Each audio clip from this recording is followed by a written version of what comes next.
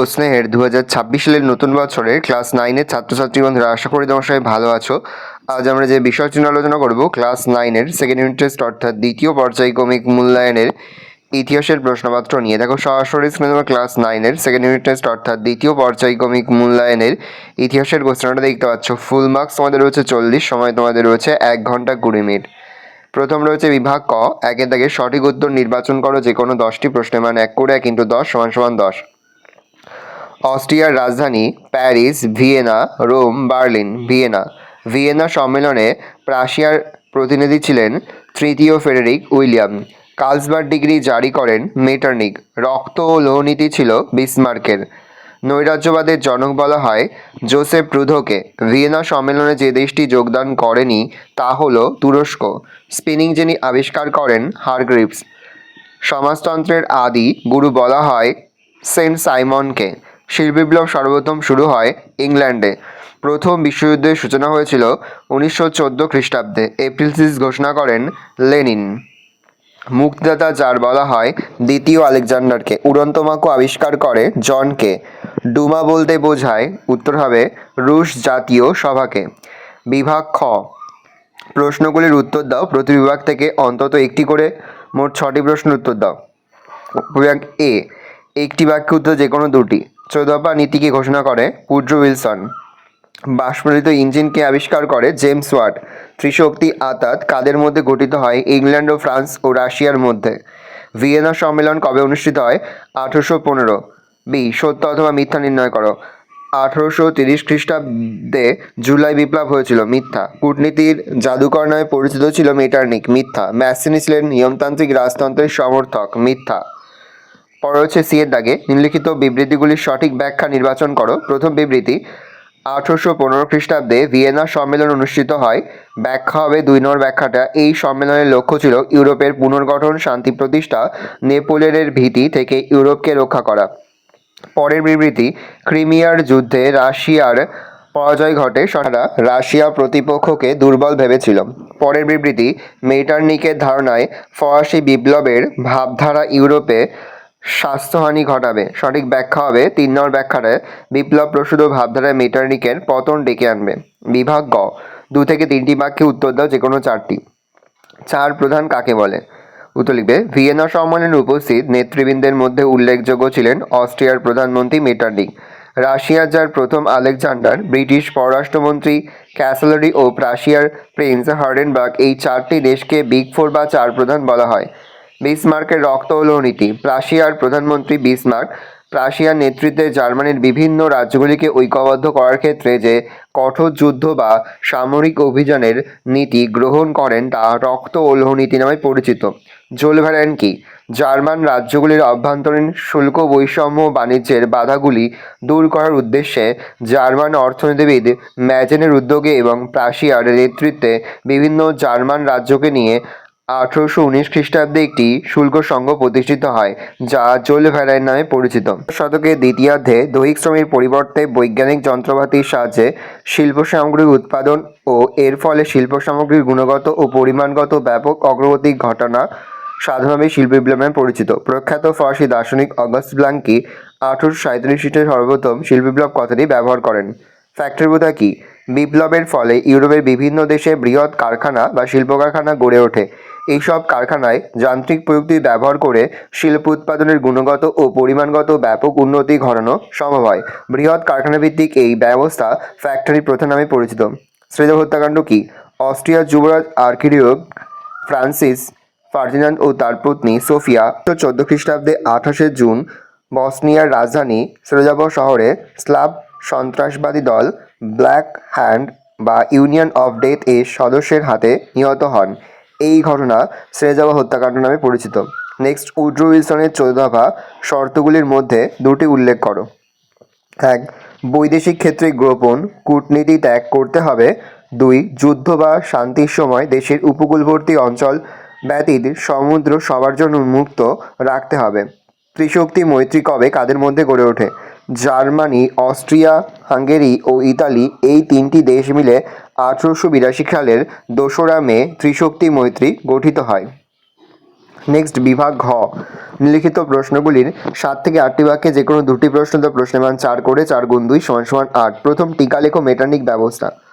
অস্ট্রিয়ার প্রধানমন্ত্রী Prince Clemens Metternich ছিলেন সমকালীন ইউরোপীয় রাজনীতির উজ্জ্বলতম নক্ষত্র। 1815 থেকে 1848 খ্রিস্টাব্দ পর্যন্ত সময়কালে তিনি ছিলেন ইউরোপীয় রাজনীতির প্রধান নিয়ন্ত্রক। এজন্য ঐতিহাসিক ফিসার এই সময়কালকে মেটারনিকের যুগ বলে অভিহিত করেছেন। মেটারনিক পদ্ধতি বা মেটারনিক ব্যবস্থা। মেটারনিক যতদিন অস্ট্রিয়ার প্রধানমন্ত্রী ছিলেন ততদিন অস্ট্রিয়ায় এবং 1815 খ্রিস্টাব্দে ভিয়েনা সম্মেলনের সিদ্ধান্তের দ্বারা ইউরোপের অন্যান্য দেশে তীব্র রক্ষণশীল পদক্ষেপ গ্রহণ করেন। তার রাজনীতি পদক্ষেপগুলির প্রধান উদ্দেশ্য ছিল: 1. ইউরোপে বিপ্লবের পূর্ববর্তী রাজনৈতিক ব্যবস্থা ফিরিয়ে আনা। 2. ফরাসি বিপ্লব-প্রসূত উদারতন্ত্র, জাতীয়তাবাদ, গণতন্ত্র প্রভৃতি প্রগতিশীল ভাবধারার অগ্রগতি রোধ করা। 3. অস্ট্রিয়ার স্বার্থসিদ্ধি করা এবং ইউরোপে অস্ট্রিয়ার প্রাধান্য বজায় রাখা। এই নীতিগুলি বাস্তবায়িত করার উদ্দেশ্যে মেটারনিক অস্ট্রিয়া তথা ইউরোপে যে দমনমূলক নীতি প্রবর্তন করেন তা মেটারনিক পদ্ধতি বা মেটারনিক ব্যবস্থা বা মেটারনিক সিস্টেম নামে পরিচিত। উপসংহার: কূটনীতির বরপুত্র মেটারনিক সমকালীন ইউরোপে যে আধিপত্য প্রতিষ্ঠা করেন সেজন্য ঐতিহাসিক ফিসাল এই সময়কালকে মেটারনিকের যুগ বলে অভিহিত করেছেন। পুরানো পথে ফিরে যাওয়ার উদ্যোগই ছিল তার প্রধান প্রয়াস। নেক্সট, 1939 খ্রিস্টাব্দে অর্থনৈতিক মহামন্দার ফলাফল আলোচনা করো। 1939 খ্রিস্টাব্দে আমেরিকায় তীব্র অর্থনৈতিক সংকট শুরু হয়, যা শীঘ্রই ইউরোপ তথা বিশ্বের বিভিন্ন দেশে অর্থনীতিকে গভীরভাবে প্রভাবিত করে। এই অর্থনৈতিক সংকট মহামন্দা নামে পরিচিত। মহামন্দার কারণ: 1939 খ্রিস্টাব্দে অর্থনৈতিক মহামন্দা শুরু হওয়ার বিভিন্ন কারণ ছিল। 1. উৎপাদন বৃদ্ধি। প্রথম বিশ্বযুদ্ধ শুরু হওয়ার পর থেকে আমেরিকায় বিভিন্ন খনিজ সম্পদ এবং শিল্প উৎপাদন প্রচুর বৃদ্ধি পায়। উৎপাদিত এই বিপুল পরিমাণ পণ্য শুধু নিজের দেশে বিক্রি করা সম্ভব ছিল না, ফলে প্রচুর শিল্প সামগ্রী উদ্বৃত্ত হয়ে পড়ে এবং শিল্পপতিরা উৎপাদনের হার যথেষ্ট কমিয়ে দিতে বাধ্য হয়।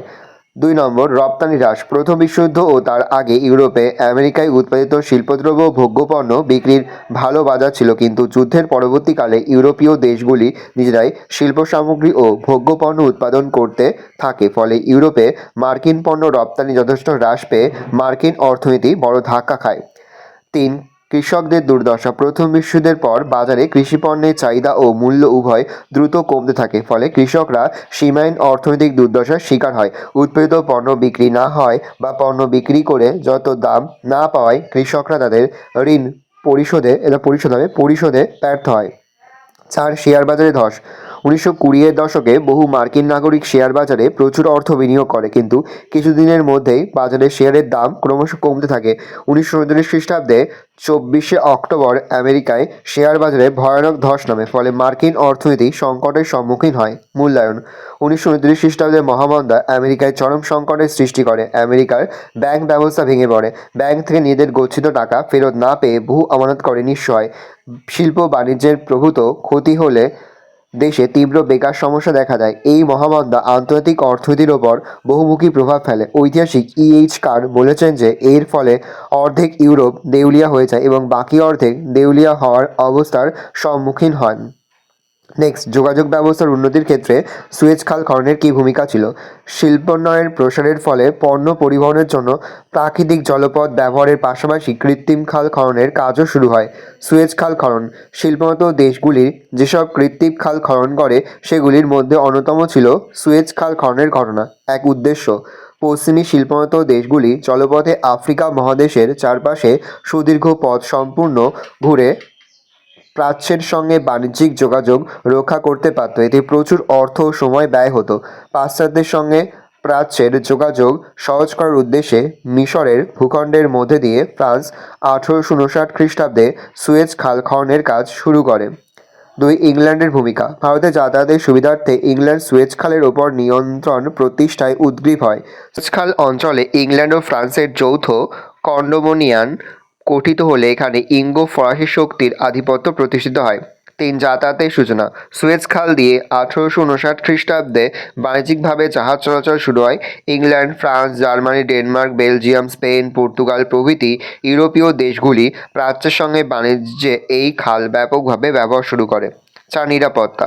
সুয়েজ খালে নিরাপত্তার প্রয়োজনে ব্রিটিশ সরকার 1956 খ্রিস্টাব্দ পর্যন্ত এই অঞ্চলে ব্রিটিশ সেনা মোতায়েনের অধিকার পায়। ফলে সুয়েজ খাল ও তার নিকটবর্তী অঞ্চলে মিশরের নিজস্ব কর্তৃত্ব এক প্রকার লুপ্ত হয়।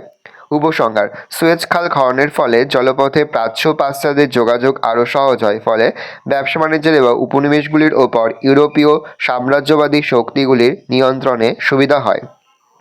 নেক্সট, ফ্রান্সে ফেব্রুয়ারি বিপ্লবের কারণগুলি আলোচনা করো। দশম চার্লসের রাজত্বকালে 1830 খ্রিস্টাব্দে মাত্র 3 দিনের রক্তপাতহীন জুলাই বিপ্লবের মাধ্যমে ফ্রান্সে অ্যালিয়েন্স বংশের সূচনা হয় এবং এই বংশের রাজা লুই ফিলিপ ফ্রান্সের সিংহাসন লাভ করে। তার প্রতিষ্ঠিত রাজতন্ত্র জুলাই রাজতন্ত্র নামে পরিচিত। 1848 খ্রিস্টাব্দে ফরাসি বিপ্লবের ফলে লুই ফিলিপ তথা জুলাই রাজতন্ত্রের পতন ঘটে এবং ফ্রান্সে দ্বিতীয় প্রজাতন্ত্র প্রতিষ্ঠিত হয়।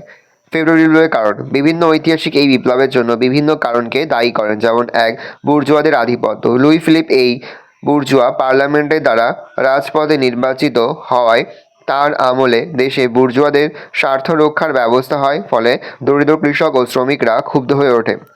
2. জনসমর্থনের অভাব। বিভিন্ন কারণে লুই ফিলিপের জনসমর্থনের অভাব ছিল, যেমন নেপোলিয়নের অনুগামীরা তার ভ্রাতুষ্পুত্র লুই বোনাপার্টকে সিংহাসনে বসাতে চেয়েছেন।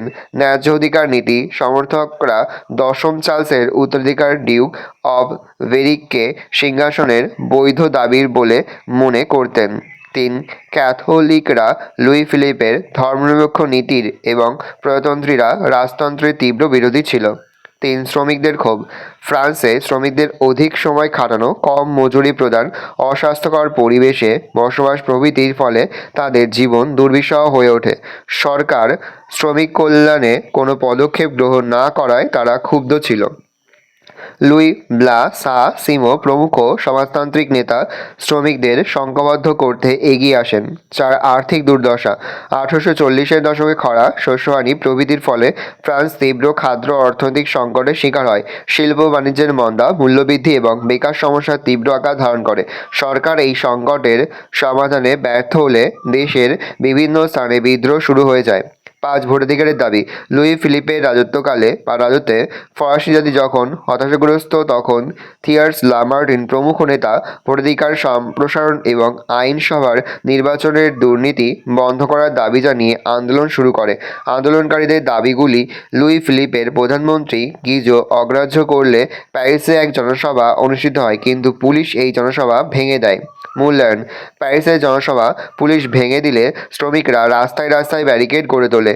গিজোর বাসভবনের সামনে বিক্ষোভরত জনতার ওপর রক্ষীরা গুলি চালালে 23 জন নিহত হয়। এই ঘটনায় প্যারিস সহ সারা দেশে উত্তাল হয়ে ওঠে। আন্দোলনের চাপে লুই ফিলিপ সিংহাসন ত্যাগ করে ইংল্যান্ডে আশ্রয় নেয়।